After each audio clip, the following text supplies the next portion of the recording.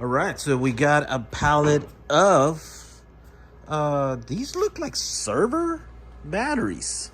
Let's take a look at these and see what's up with them. They look interesting. Let's put them in the bench. All right, so these seem to be Panasonic's cells, right? Because it's got a Panasonic label. And it's a 6.4 amp hour, so 323 watt hours. So it's not a huge battery pack, but it's a 50.4 volt, right? So it's a 14S. Now, some of them have a rating. This one doesn't have a rating, but the other one had a rating of like 84, like 4.2 kilowatt output, right? Which is about 81 amps. So it's got this connector over here. I wonder if it could do 80 amps. This one doesn't seem to have the rating, but the other ones do. And it's got this connector in here, which I guess, it's probably for a server of some kind. It's got a handle in here that allows you probably to put it in and put it out. It's got this little thing that probably clicks. Boom, and then it locks it there. So they look to be like some kind of hot swappable server batteries, right? Let's take it apart. I already took the screws of this one, so we can take it apart. Boom.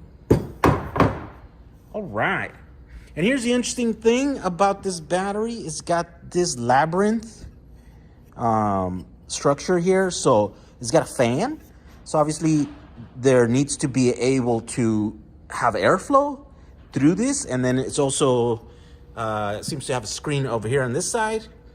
And so you should be able to get airflow in here. But I guess this is to arrest some kind of flame if this battery were ever to blow up, right? Or to do something, right? So these, I guess these get loaded quite a bit. And so I guess that's why you would have that, right? And then this is going to be in a server room. And so because it's a server room, you don't want all your computers to just blow up together with this one, right? So it's got to be pretty safe. This is UL listed. It's got the listing in here and it's got things. So this is pretty safe. It's pretty built, pretty tough. Now let me take a look at the battery pack and those other stuff. I've taken one of these apart already so that we don't have to do it again. Okay, so here's the one that I already took apart. It's got pretty beefy cables on the inside. I mean, these are like 6 gauge. Silicon wire, plus they have this other external sheeting in here that is probably for temperature, right? The connector also has these big wires in here, and then here's the assembly with the well, this is a network connection, right? So this is a port so that it can connect to a network, and then that's how you use them. Now, fortunately, this is probably proprietary, and so I don't know how to use it. Here's the BMS system, right? And if you look in here, it's got these interconnects in here. It's got a 100 amp fuse, right? And then it's got 8 of these MOSFETs. I guess it's supposed to be able to carry about 100 amps continuous, right? Then this is another logic board. And then it's got a big old, bus bar there, right? The rest of the stuff is just a bunch of screws and fasteners so that you can put it together. Now let's look at the battery. The battery itself is here.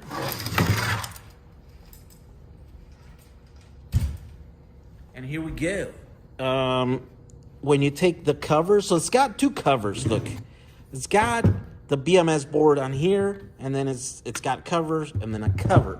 When you take the covers, then you're exposed to the cell terminals, right? And these seem to be pretty beefy. Enough to carry it's beefy, but not, 100 amps. And then look at the structure here. So They're going through only 2 of those little things, and it's every cell's got 4 of those welds. So the configuration is 4 cells in parallel and then 14 in series. So this is a legit 48 volt battery. So it could be used for any 48 volt application. In the e-bike world, they call that 52 volts, right? But for the rest of us, energy storage and stuff like that, these are legit 48 volts. It will work with any 48 volt inverter for off-grid use and stuff like that. What's something else interesting? Oh yeah, so this board right here. So here's the interesting thing. Because this is proprietary, we won't be able to use this board. That is for the BMS. But if you take it apart, I took the screws off. Check it out. So you have access to every single one of the the cell terminals, right? And so if you wanted, we could design a board to put our own third-party, off-the-shelf BMS, and we just have to, measure this. We've done this in another battery, and then you just replace that in here. And even if it's just what we did, it was just a breakout board, a simple breakout board. So it's a board that we put in here, and then all these would end up in a connector out here that you can put a cable, then you can put a BMS, and then connect. You can, attach many of these batteries, together and parallel. And so that's what you would need, a simple breakout board. So that's the cool thing about these. You can do that, or you could just literally just make cables with ring terminals, and then you can screw that in here and make that. You would put the BMS somewhere in here. You could maybe you could attach it to this side over here, and then you can use this battery, put it back in that box, and then you could build a power wall. You can build some